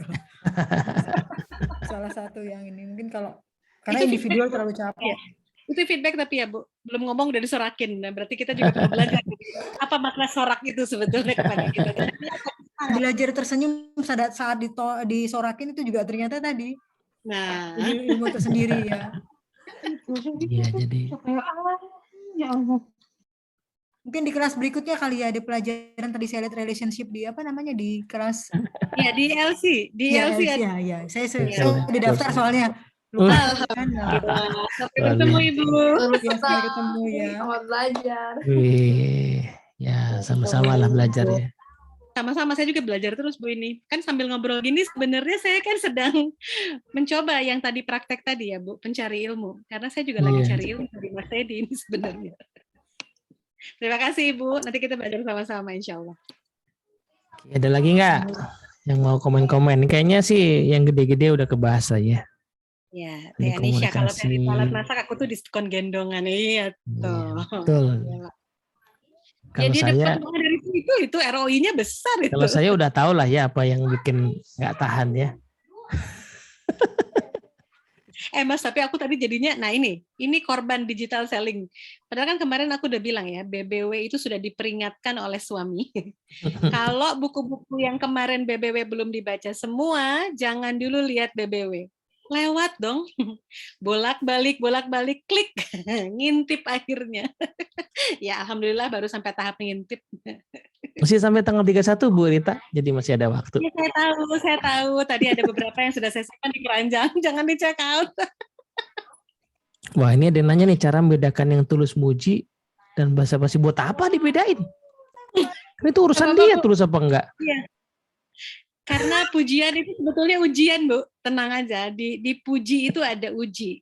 Jadi mau tulus mau nggak tulus kan kita nerimanya biasa-biasa aja. Urusan dia mau tulus nggak tulus ya.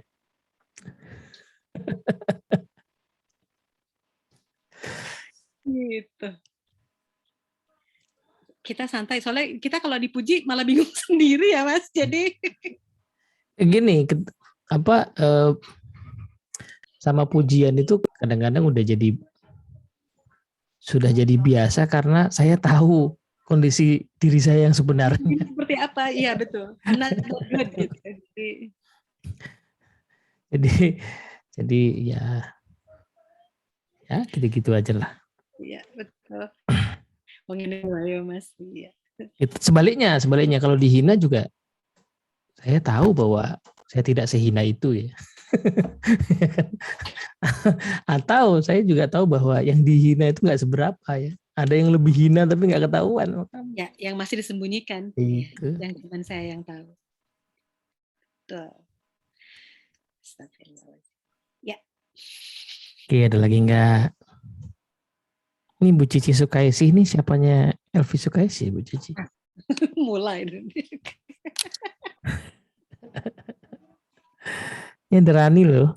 Ada Rani. Ya, ada Ibu Wakasek. Aku titip anak aku. Salah. Siap. Titip anak Mas Haji juga. Ini ada Mbak Sari Anda nih luar biasa. Ya.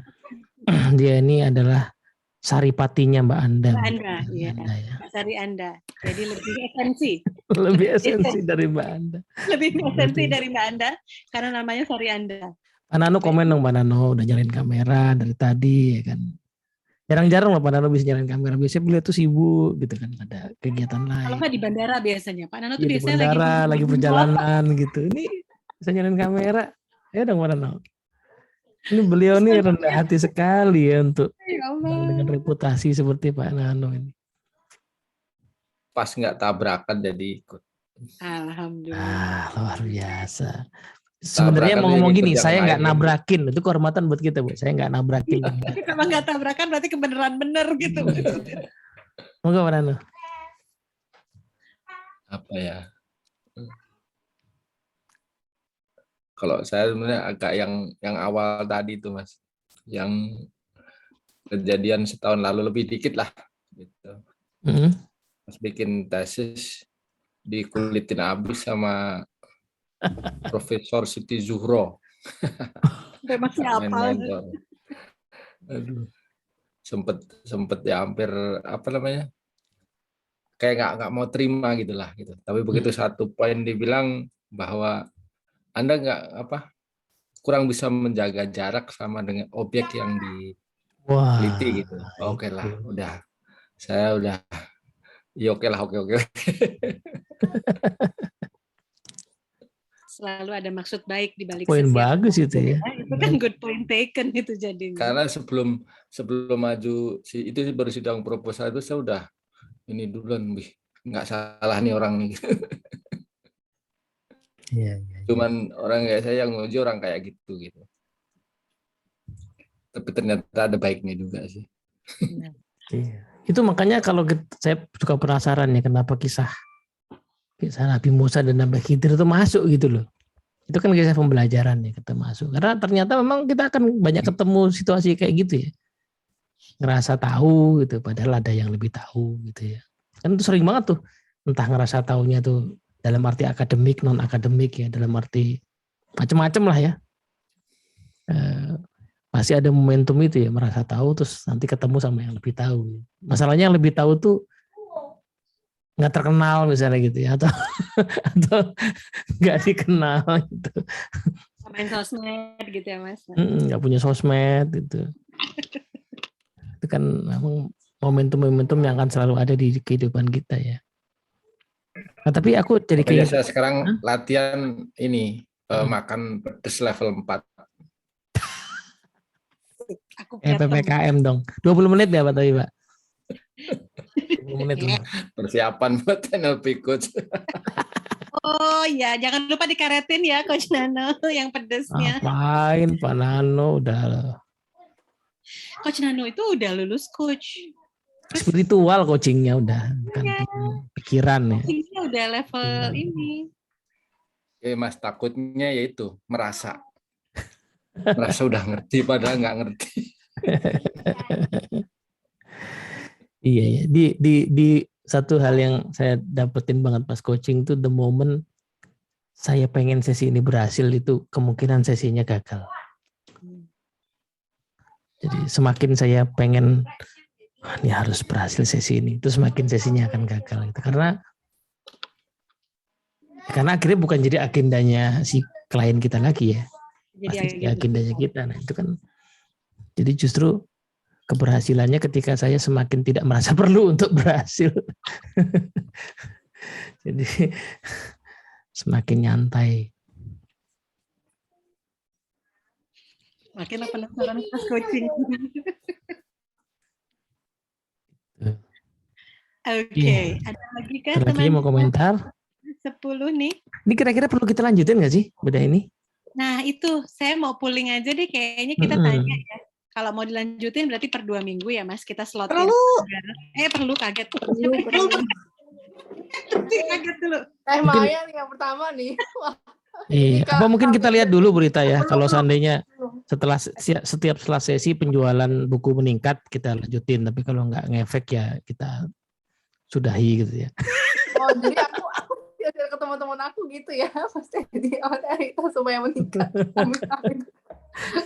Lagi semangat. Enggak ding. Speechless kalau kayak gitu. Buku ini tuh uniknya adalah ini hal-hal yang apa ya, sisi lain ya, bahasan NLP dari sisi lain dari yang biasanya. Kalau bukan NLP biasanya itu bahas teknik ya, cara begini, cara begitu gitu ya. Nah, saya kadang-kadang bingung menempatkan tulisan-tulisan di buku ini tuh di mana gitu loh. Di buku How To tuh susah naruh tempatnya ini. Ya kan kayak bahas soal puasa gitu agak susah ditaruh di buku NLP. Nanti dikira NLP bicara puasa gitu kan. Bingung kan. Jadi ngasih judulnya aja bingung apa waktu itu ya. Judulnya apa enak buku ini ya gitu kan enggak ketahuan. Ini aja yang bikin jadi di poin-pointernya Mas Aji kok. Iya. Dan untung ada Mas Aji yang mau terbitin, kalau enggak ini enggak akan terbit gitu. Kan ini siapa yang mau beli? Mbak Rita tapi usul nih. Boleh. Gimana kalau bahasannya itu poolingnya itu sebelum Zoom gitu. Jadi di grup misalkan dikasih pilihan judul. Nah, nanti yang paling banyak itu yang dibahas. Jadi kita lebih asik kan, udah siap baca, udah kita sendiri sudah mengulang bacaan gitu. Tadinya malah rencananya hari ini itu kita mau tanya ya Mas, sebenarnya udah dibaca apa belum? Jangan-jangan beli karena kasihan sama kita dong. Iya betul. Kasihan sama Mas Aji ya kan, nanti penerbitnya Mas Aji nggak balik modal ya kan. Kita beli deh. Boleh lah ya kita coba lagi mungkin 2 mingguan lagi Mas Haji, boleh dibikin iklan lagi Mas Haji. Tanya ke Mas Haji dulu ya. Tanya Kalau siapa tahu dia udah nggak merasa perlu ya. Ya, kan Motiva mah bukunya banyak, Mas. Yang lebih promising daripada buku kita. Sudah baca 2 tahun lalu tuh katanya. Iya, Teh Anis itu, Teh Anis. Oke. Alhamdulillah. Mudah-mudahan masih ini ya, masih relatable sama kejadian hari ini 2 tahun yang lalu. Iya. Alhamdulillah masih kok dapat insight juga. Alhamdulillah. Ini ada nanti kalau mau ini ya, udah ada yang nyampe ke sini belum sih yang mengapa fitnah lebih kejam dari pembunuhan itu? Udah ya. Nah, kalau ngerti bahasan itu, berarti NLP-nya udah advance. Kalau ngerti artikel ini ya. Kalau nggak ngerti ya berarti NLP-nya masih permukaan. Minggu depan dibahas. Amin. Minggu depan. Ini Mas Haji nggak komentar, dia kayaknya mau diam-diam baik nih Mas. Kalaupun Mas Haji nggak ada, kita aja buka ini Zoom meeting sendiri yuk. Oke. Cukup? 9:30 lewat? 9:30 lewat teman-teman. Terima kasih banyak ya sudah membersamai kami. Meridokan kami hadir bersama-sama di sini. Insya Allah mudah-mudahan ada manfaatnya. Mudah-mudahan. Dan dikasih kesehatan terus ya, insya Allah nanti Mas Adi akan umumkan apakah 2 minggu lagi masih ada atau enggak. Ditunggu saja undangannya dari Mbak Gian kalau yang sudah masuk jadi member di komunitas Indonesia NLP Society. Terima kasih banyak, sehat selalu rekan-rekan. Kita tutup dengan ucapan alhamdulillah dan doa akhir majelis. Alhamdulillahirabbil alamin. Assalamualaikum warahmatullahi wabarakatuh. Kita hentikan